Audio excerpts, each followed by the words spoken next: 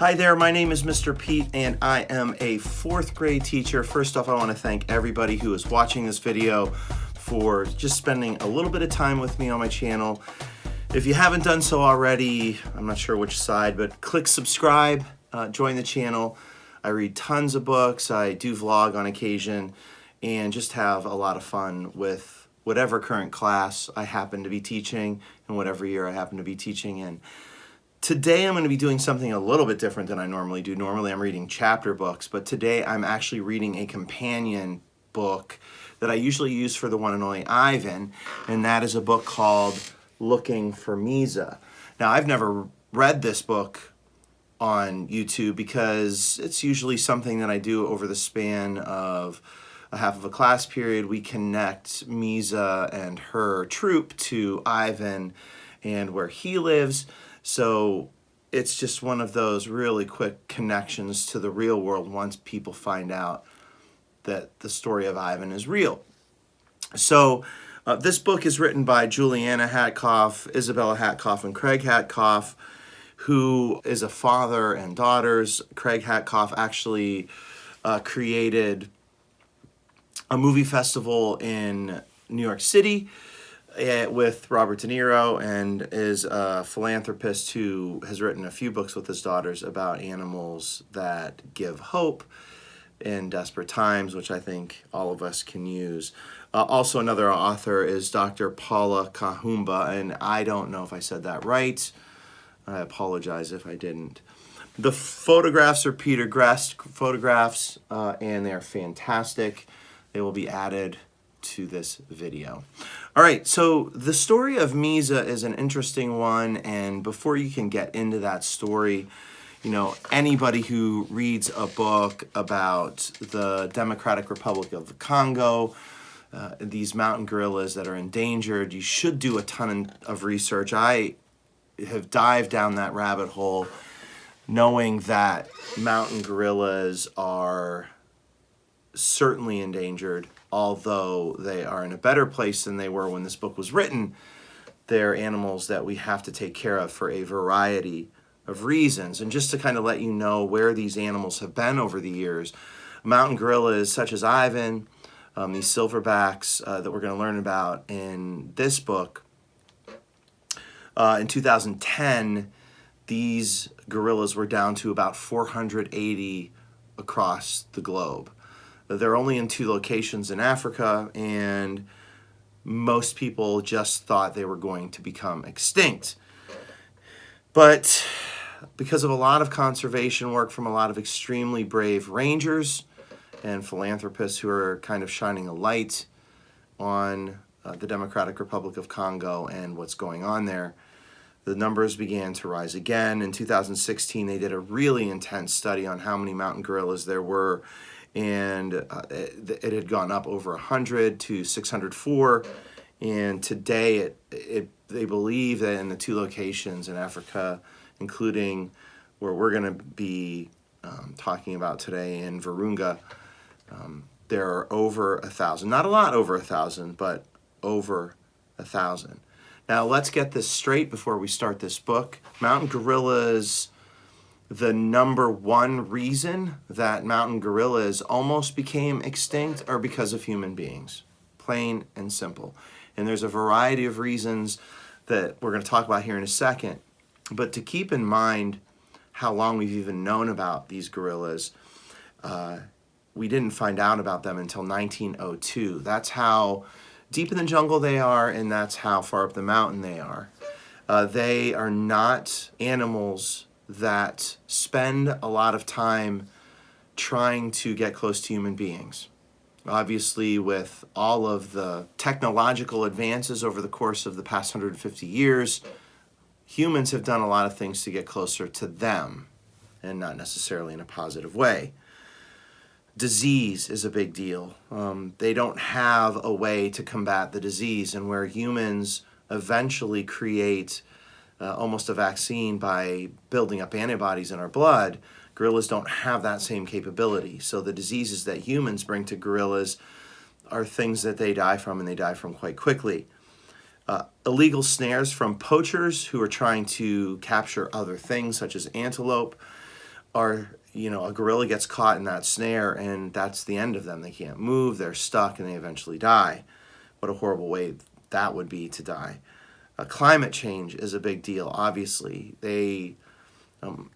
Gorillas live in a very specific section of a mountain, and the more they have to move, the less land that they have to inhabit, which obviously means less troops, which means less gorillas, because having more gorillas in a small location creates, for lack of a better term, family feuds, where these families of gorillas eventually have to almost fight it out to see who can stay and who has to go.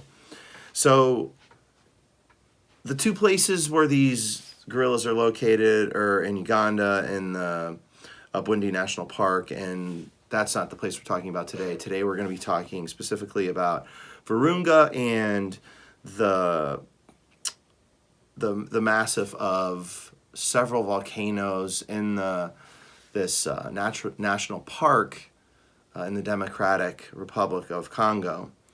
Misa is from there, who we're going to learn about today, as well as Kabarizi, her father, Lesengina, her mother, and the rest of her troop, which I'll tell you a little bit about. Okay?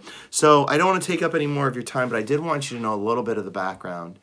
There are some fascinating resources on Virunga itself, including a Oscar-worthy documentary that was done in 2014 on this region, specifically about the rangers and their battle to keep these animals safe. And when I talk about battle, I just have to tell you, it literally is a battle. The Democratic Republic of Congo has been one of the most devastatingly hit countries over the course of the past 20 to 30 years because of war with a group of rebels. And in this war, over 5 million civilians have died, and the park is obviously right in the center of all of this. Okay? So I'm going to go ahead and read the book. I hope you enjoy it. Please understand, this is a companion to the one and only Ivan, so you can see the natural habitat versus Ivan's habitat of living in, a mall, and eventually a zoo. All right? Dear friends, we have had the great privilege of bringing two remarkable true stories about young animals facing great adversity from around the world to readers young and old. Owen, a young Kenyan hippo orphaned during the Asian tsunami, was raised by a giant tortoise named Miza. Newt, a young polar bear cub who was abandoned by his mother at birth, was raised for months night and day by a zookeeper named Thomas at the Berlin Zoo. We now have a more urgent story to tell about another young animal in distress, a baby mountain gorilla named Misa, who lost her mother in the jungles of the Dominican Republic of Congo. What makes this story difficult is that many mountain gorillas have been killed by poachers, roving militias, and people illegally seeking charcoal from the gorilla's natural habitat. The future of the world's remaining population of 700 mountain gorillas is darkly clouded by a clear and present threat of extinction. While these killings seem utterly senseless, the solutions to save the mountain gorillas are quite complicated, yet solutions and answers are needed. So to answer a few of our questions and help find solutions, we thought we would ask our friends to see if, together, we could help protect and save the gorillas. So we asked President Bill Clinton and the Clinton Global Initiative if they would help. We also asked Archbishop Desmond Tutu and Dr. Richard Leakey, the famed anthropologist, and his organization Wildlife Direct. Now we hope that you will join us as we try to figure this out together. But we have to do it very quickly since time is running short. With your help, we know we can save these majestic creatures. Misa, her family, and the brave rangers who protect the gorillas are counting on us. Here is their inspiring, true story. With love and hope, Craig Hatkoff, Juliana Hatkoff, Isabella Hatkoff. Almost every day, several hundred Congolese rangers patrol the beautiful forests and jungles of Virunga National Park in the Democratic Republic of Congo in Africa. The vast park, which spills over into Rwanda, is home to about 380 mountain gorillas, just over half of the planet's remaining mountain gorilla population. Innocent Mbura Numwe and Didi Moanaki are two of the brave rangers who have dedicated their lives to protecting and saving these magnificent endangered animals. One day in June 2007, Innocent and Didi received some bad news. A baby mountain gorilla named Misa was missing from her family group. They realized that she might be lost in the forest.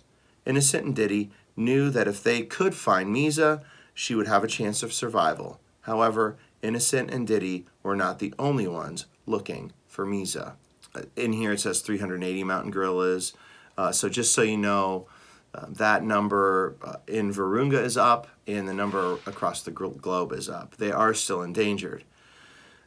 I do want to mention when we talk about Innocent, Mbura Numwe, and Didi Moanaki, they are park rangers, but they're not the park rangers that you see here in the United States. These are rangers who are basically a military force who have to protect this national park from a variety of people who are trying to take away its resources. Over 220 Virunga rangers have died since 2005. Just recently in April, 12 rangers were killed, well, really 13 counting the driver, as rebels were attacking. This is something, these rangers that you hear about, please don't picture them as just skipping through a park. They're often carrying weapons, and they are keeping out people who are trying to do very bad things, who have weapons of their own. Virunga National Park has a lot of amazing resources. The easiest one that they have is charcoal, which we'll get into in a little bit, but there's also oil, with big companies trying to get onto the land, which would, at the end of the day, destroy all of the mountain gorilla population. Misa is lost, and these rangers who, while they are part of sort of a military force, they take care of these gorillas as though they were family. And Innocent and Didi have been rangers for a long time and are very respected and love these animals like they were their own family. Misa's father, a fierce silverback named Kabarizi, was already looking for Misa. Misa was less than 2 years old that June day and still very dependent on her family. Everyone hoped she would be found quickly. Kabarizi is the leader of Virunga Park's largest family of mountain gorillas. The family, also known as a troop, lives on the slopes of Mount Makino. At the time of Misa's disappearance, Kabarizi was responsible for protecting Misa's entire family of 31 gorillas. Kabarizi became the head of the family in 1998 with a small troop of only 9 gorillas. Each family has but one silverback who must fight and defend his position. Over time, Kabarizi's family grew and grew. It is difficult to hold together such a large family. Kabarizi has become famous among the rangers because of his leadership, skills, and bravery. So Mount Makino is 14,557 feet tall. This isn't a small mountain. It is a big mountain. For my students here in McCain, just to kind of give you an idea, here in Pennsylvania, we're talking about elevations in our mountain ranges of 3,000 to 4,000 feet. In the Rocky Mountains, we get mountains that are above 14,000 feet. But of course, those are the biggest mountains in our country. The second highest peak is Mount Makino in this group of dormant volcanoes. Mount Karasimba is a couple of 100 feet taller, that's it, which we won't be talking about in this book, but is part of this national park. Gorillas live in these mountains between about 8,000 feet and 13,000 feet. That's not to say they don't move around at any point, but that is their natural habitat. Kabarizi is still the leader today. This book was written over 10 years ago. He is still the leader today, and he has been the leader for a variety of reasons. He took over a troop for a gorilla that was killed in a battle between the rebels and the Democratic Republic of Congo armies. Kabarizi was an independent gorilla. He wasn't with the troop, and he eventually took this troop over from the other leader who was killed. He is, again, currently, as far as I can tell, still the leader of this troop. It's not as big, but we'll get into why in a little bit. Lesangina was Misa's mother. Misa would ride on her mother's back, clinging to her hair, or cradled on her front. Misa would try to play tag, bounce on branches, and wrestle with other juveniles, but sometimes Misa's mother would hold her back when the play became too rough. The bond between a mother gorilla and her baby is very strong. Like all baby mountain gorillas, Misa would need her mother's milk for food until the age of 3, although she was beginning to learn to eat on her own. So just to let you know, Lesangina, the mother, acts very much like a mother in human population. Misa is dependent on her mother and father the same way that the kids in my class are dependent on their parents. These troops are very much like an extended family. They take care of each other. One of Cabarizi's jobs is to find feeding areas for his family. Misa and her family spend most of every day moving from place to place on Mount Makino, eating, playing, and napping. Cabarizi and the adult females keep a close watch to be sure the group stays together. At night, Misa's mother would make a nest on the ground. She bent and flattened bushes and small trees into a bowl-shaped nest. Misa slept close to her mother. Begini and Kayenga, young male gorillas, kept watch. One day, Begini and Kayenga will leave to become silverbacks of their own families or may even challenge Cabarizi. So to kind of fast forward, to bring it into current day, that's exactly what happened. Well, I don't know specifically what happened to Kayenga. Begini did challenge Cabarizi over a course of many years. And in 2013, about 5 years after this book came out, Begini left and took much of his family with him and went to a different area. Not only did Begini leave, but another character from this book went with him, and we'll get into that later. Cabarizi is still the leader of the Cabarizi troop, which is amazing over the span of all of this time, 20 plus years. Begini is now the leader of his own troop, and now Begini's troop is the biggest troop in Virunga National Park with over 30. Cabarizi's troop is now back up to 25 or 26. So again, you can see that Cabarizi is a very tough leader who has been in many, many fights over the years to keep his troop and has won. The Rangers visit the gorillas almost every day. The gorillas recognize Innocent and Diddy and the other Rangers. The Rangers make friendly gorilla sounds and never threaten the family. Cabarizi watches the Rangers as they take pictures and video, draw nose prints to keep track of who is who, and check to see that the gorillas are healthy. The gorillas sometimes play tricks on the Rangers, such as stealing their hats. One of the Rangers' jobs is to protect the gorillas from people who may harm them. People called poachers set traps for other animals that gorillas can get caught in by mistake. Other people illegally cut down the forests to grow food for their families and make charcoal for fuel. And sometimes visitors to the mountains want to watch the gorillas for a long time, but 1 hour is the limit so that the gorillas do not catch human disease like measles and the flu. The Rangers enforce the laws that protect gorillas, and they carry guns in case they need to defend the gorillas from harm. Mountain gorilla families usually have a peaceful life. That was about to change for Cabarizi and his troop, foreshadowing. So there are many rebels who are fighting a war. As I mentioned, over 5 million people have died. These Rangers, the minute they are hired, fight to keep this park in the hands of the gorillas, to be honest. But people who want to keep these animals' natural habitats safe. I don't know what would happen if these people would die or would leave. Rebels burn down much of the trees to create charcoal, which is causing deforestation. And the more forest that is lost on these mountains, the less land for these gorillas to live. And of course, without land, there's no place for them to live.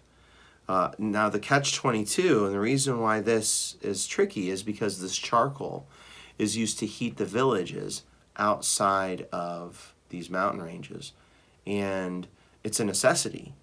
This population needs power, so it's a hard problem to solve. Do you continually allow these rebels to continue to supply this charcoal, which is a billion-dollar business, or do you stop them and find other ways so that you don't have to get the charcoal? The person who runs the national park, who is from Belgium, he's the Prince of Belgium. He has been trying to create power plants using the natural resources like water, hydroelectric power, so that these villages have power and don't need the charcoal. It's taking away the power from the rebels so that they don't have to cut down the charcoal, which of course takes away a lot of money and of course makes the rebels angry. There's also oil from big oil companies who have tried to take over the national park. So these wonderful people fight against all of this so that the mountain can stay in the hands of the animals. When the rangers heard that Misa was missing, they rushed up the mountain from their camp. They could not find Cabarese and his family. The bamboo forest seemed unnaturally quiet. It was clear that something frightening had happened.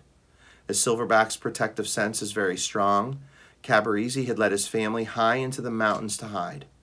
When they were protected, he left his group and began looking for Misa and Lesangina. He probably looked in the out-of-the-way feeding areas and in quiet hiding places. We will never know exactly where his search took him. So to kind of let you in on maybe a sad part of this is when the rangers heard that Misa was missing, there was also in the same time frame a guerrilla massacre. What rebels were trying to do were to kill many of the guerrillas so that there would be no reason to have the national park. Now, there are lots of other animals, including elephants and antelope and everything you can imagine, hippos, for example. But the missing gorillas, some were eventually found dead. Slowly, Cabarese's family came out of hiding. Very carefully, the rangers identified them and counted the family members, but little Misa and her mother, Lesangina, were still missing, and Cabarese had not yet returned. The rangers searched up and down the mountain, making soft, reassuring gorilla noises, but they didn't find a trace of the missing mother and baby. How they track the gorillas is they literally, if you look on a gorilla, you'll see curves on the gorilla's nose. And those curves act like fingerprints for human beings. Each shape and curve on the nose represents that specific gorilla. So how they figure out which gorilla is which is by getting close as you can without the silverback like Cabarese attacking, and seeing the nose imprints to count all of the gorillas. Most of these gorillas know the rangers. Diddy and Innocent are two of many, so they are able to get a lot closer than most other people. After several days, Innocent discovered that Cabarese had returned. His heart raced, but there was no sign of Misa. Then, in the quiet afternoon at nap time, there was a rustle behind a tree. Innocent slowly turned his head and saw a tiny eye looking up at him through the leaves. He leaned in closer and recognized the unmistakable nose print. This little eye belonged to Misa. His heart soared. Cabarese had found Misa and brought her home. Sadly, Lesangina was still missing. Lesangina was never found. Many believed she was part of that massacre that I mentioned, where several gorillas were killed. They just never were able to find her body. But I want you to think about that. Cabarese traveled across this mountain as the father looking for one of his babies and as the leader of the troop. He got his troop safe and then found Misa. Upon her return, Misa was very shy and timid, and she was very, very hungry. She was afraid of the rangers and hid behind the bigger gorillas. The rangers were worried. Misa needed a protector and teacher. They were happy to see that Tumaini, Misa's big sister, was taking care of Misa. A baby gorilla needs its mother for nourishment and support, and most of the time other family members do not substitute for the mother. But the rangers watched as Tumaini carried Misa around and grunted softly to soothe her. Misa's half-brother, Muvumbi, helped Tumaini. When Misa was left alone, she cried. Right away, Tumaini or Muvumbi would pick her up. But the rangers worried that Misa was not getting enough to eat because she seemed weak and acted sick. The skin on her hands had turned bright red and had peeled, and her hair was beginning to fall out. She was in pain and started to have difficulty handling the rough bamboo she was trying to eat. Innocent asked Dr. Jacques, a gorilla veterinarian, to observe Misa. Dr. Jacques watched her with the family and also watched her try to eat. He had a hard decision to make. Would Misa learn to feed herself so she could become healthy and strong? If not, she would have to go to the hospital for sick and orphaned gorillas. Dr. Jacques made the call. Let her continue to learn to eat the leaves from the forest. There is better medicine for her here with her family than in a gorilla orphanage. She will heal faster if she is here. And just to kind of follow up, these doctors, and there aren't many of them, but they are very specified with gorillas. This orphanage as well is really well known. The ranger in charge of that, his name is Andre, I believe. I watched a lot of videos with him, and he is in the Netflix documentary called Virunga. He is in charge of this orphanage and really becomes almost the father of these gorillas. The goal is for the gorillas to go back into the wild, but quite often they cannot. They get sick and they die quite quickly, so the worry here is that Misa is going to die. But the doctor believes that Misa will be okay. Over the next several weeks, Misa did get better. Innocent and Diddy noticed that Misa had more energy. She was eating a lot more bamboo and her hair was growing back. They saw that Misa could leave Tumaini and Mivumbi for short periods of time. Misa seemed to be gaining confidence and was learning how to trust. She was even starting to let Innocent and Diddy get close to her. Today, Misa seems to be her happy self, even without her mother, Lesangina, who neither Cabarizi, Diddy, nor Innocent were able to find. Misa plays and tumbles with the other young gorillas. She leaps over vines and climbs trees. She even sneaks up on Mivumbi and surprises him. It is easy to believe that the members of Cabarizi's family are joyful too. One of their youngest members has survived and is now healthy and happy. Misa will grow up with her family. She will continue to learn from Tumaini and Mivumbi. Cabarizi will carefully watch over his whole troop, but we can be sure that he will always keep an extra careful eye on Misa, the little lost gorilla he rescued and brought home. Now, Misa, to kind of go back to when I talked about Begini leaving, Misa actually, I believe, left with Begini and went high up into the mountains. Obviously, trust probably for Misa was low. Misa wasn't seen for many, many years. I read an article in 2014 that noted that people had seen Misa way up in the mountains hiding, but that she was, not only did they find her, but they found her with a baby. In the movie Virunga, and for my students who are watching this, I would definitely not watch that without parent permission. It's not made for kids, although it is something that I think with parents watching with you is something that you can watch. There's discussions about what happened to past gorillas, and they do show some videos of the gorillas after they passed away in the massacre. They're not gory by any stretch, but they definitely show you the gorillas after they have passed. It's just a movie that, it's a fantastic movie, and I think one that you can handle, but it's one that definitely parents should watch with you. The gorillas are healthy, but the rangers continue to fight a fight that hopefully they can continue to win. The man from Belgium is still alive. There was an assassination attempt on him. He was shot several times in 2014, I believe. He survived and is still in charge of the national park, thank goodness. But obviously the fight is still real. Epilogue. What happened to Misa and her mother? Why was Misa missing for so long? We will never know for sure. Gina has not been seen since that day. While Diddy and Innocent continue to look for Gina, Cabarese seems to know that she will not be found and that he must take care of his family. Gina would never have left her baby alone, so it is likely that she did not survive. The fact that Misa is thriving is a testament to Cabarese's power. He found Misa and brought her back to her family. Cabarese has once again made his family feel secure enough to make room for little Misa. Her recovery is also thanks to Innocent and Diddy and the other rangers who spent so much time looking for Misa, and to Dr. Jacques, who made a difficult decision that seems to have been the right one. Misa's story is an important reminder. It shows that family care and protection can help one get strong and feel secure.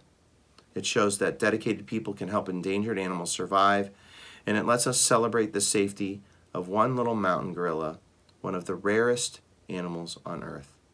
It also reminds us of the adage, "Seek and ye shall find." And that is the true story of looking for Misa. I know that Craig Hatkoff wants to write a second book, but getting pictures of Misa is very difficult, as you can imagine. If there ever is one, I will definitely put it up here. I have reached out to Craig Hatkoff, but he is, of course, got a lot of plates spinning. So hopefully he'll respond, and if he does, I'll make an addendum. All right. Threats to mountain gorillas and their habitats and solutions. The world's population of mountain gorillas is critically low, with only about 700 mountain gorillas left on the planet. We know that's up to about 1,000. Virunga National Park is the natural habitat for the world's largest concentration of 380 mountain gorillas. I believe in Virunga specific, it's up over 600 now. Deforestation. The Democratic Republic of Congo and certain regions in its neighboring countries have been plagued with long-standing ethnic conflict and an unstable political situation. Hundreds of thousands of displaced people have sought refuge in the Democratic Republic of Congo in camps at the base of the mountains. As more and more people arrive, the camps encroach upon the gorilla's natural habitat. Seeking fuel for cooking, people cut down trees to make charcoal, their primary source. Even though the land in Virunga National Park is protected, there are not enough rangers to police the entire area. Organizations, including Wildlife Direct, supported by the Owen and Mizzy Foundation, are testing portable gas stoves as an alternate cooking method. If these tests are successful, hopefully wide-scale adoption of alternative cooking methods can be implemented and subsidized by the international community and private donations. And again, guys, I want you to remember, it sounds easy. Give them stoves, create hydroelectric power, find other ways. But the rebels make so much money off the charcoal that they don't want that to stop. So they do everything they can to fight against new ways. They don't really care about the people surviving. They care about the money in their pockets. Hunting and poaching. Although it is illegal to hunt in the gorilla sector, hunters still set traps and snares to catch animals for food. These traps can seriously injure the gorillas. The rangers and mountain vets try to remove the traps and provide medical assistance to injured gorillas. There are also poachers who try to catch gorillas, especially babies, to sell to private zoos. This is against the law all around the world, but enforcement is difficult and expensive. There need to be many more rangers to remove snares and traps from the national parks. Wildlife organizations, including Wildlife Direct, collect donations to buy equipment for the rangers to pay their salaries. Increased awareness of the plight of the gorillas will hopefully lead to better international enforcement. Disease. Like humans, mountain gorillas are primates. The 97% genetic similarity with humans make mountain gorillas very vulnerable to diseases such as strep throat, measles, and other common diseases that can be contracted from visitors. That is why visits to the gorillas are limited to 1 hour. Even the rangers do not stay longer. It is not currently practical for gorillas to get vaccinated. As tourism increases, it is important that the 1-hour visit limit be enforced. And I've read a lot of articles about this. Vaccinations are difficult because there's a part of their DNA that's a little different than humans, and that's how they react to it. While humans do build up natural antibodies, I don't believe that the gorillas have that ability, at least not at a high level. So these diseases can just kill a troop of gorillas. War and civil unrest. This part of Africa has been plagued by years of war stemming from vicious ethnic conflict and political and economic rivalries. Ethnic conflict are different cultures coming together and not being happy with each other, and then having different politics and trying to earn money, like with the charcoal and the oil. Governments have collapsed after coups and civil wars have raged. Coups are when people try to take over for a government. While there has been progress in the region, particularly in Rwanda, armed conflict still is rampant. Today there is conflict in the Congo between local militias and government soldiers. The fighting is taking place in the mountains where the guerrillas live because the militias have taken control of that sector. It is a very complicated war, and the situations change almost daily. There have been peace talks that may lead to a permanent peace. Enhanced communication and cooperation among the DRC, Rwanda, and Uganda will help establish economic and political solutions. Many people are convinced that the survival of the mountain gorillas depends on establishing peace in the region. Lots of war. And it did get better, gets worse, gets better, gets worse. The daily life of a ranger. Innocent Muburanamwe and Didi Mwanaki work for the ICCN, Institut Congolais pour la Conservation de la Nature, the Congolese National Park Authority. They spend almost every day with the gorillas who live in their part of Virunga National Park, checking on the family groups and getting to know the individual gorillas and their personalities and habits. The rangers have a special bond with the gorillas. The gorillas are like family to them. Innocent is the head of gorilla monitoring in the Makino sector of the park. He has worked at Virunga for 9 years. His father was one of the first rangers to work with the gorillas. Innocent's brother was a ranger also. He was killed in the line of duty in 1996. Innocent and his wife, Aline, have 6 children. Didi is the head of tourism in the southern sector of Virunga.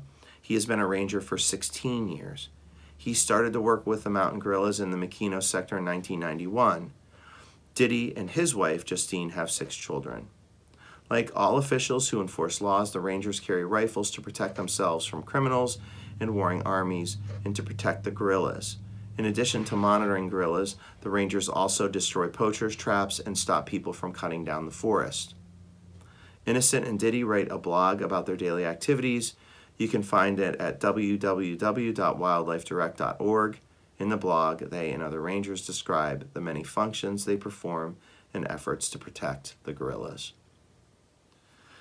Innocent is a part of the documentary that was made in 2014. I haven't been able to find a whole lot of information on Didi. Both are still alive, which is fantastic.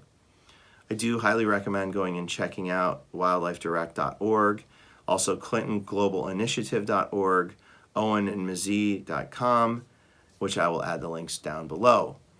I haven't been on those links a whole lot recently. I'm not sure how much they're updated, but they are good resources for when this book was written. Okay? This is a phenomenal book.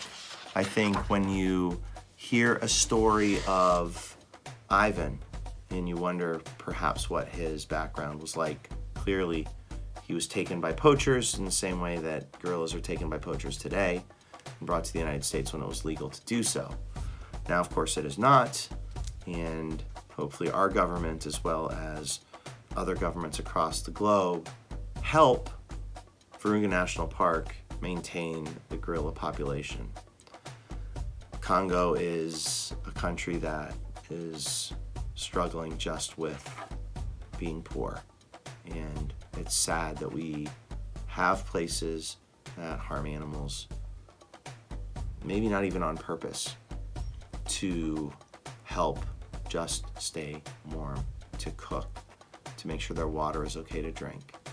And unfortunately, humans fight for this stuff, and it affects the ecosystems. All right? Looking for Misa. If you enjoyed this, please check out all of my other videos. You can subscribe somewhere up here. You can also find any recent videos in the links below. I'm going to be making tons more videos over the course of COVID, so please keep coming to my channel, and if there's anything that you request or anything that you want, please just ask. To my class, thank you so much for reading this, and to the kids who didn't get to read this book, I apologize, but now it's going to be on video so you can watch it whenever you want. To everybody else, have a great day, and I will see you in the next book. Peace.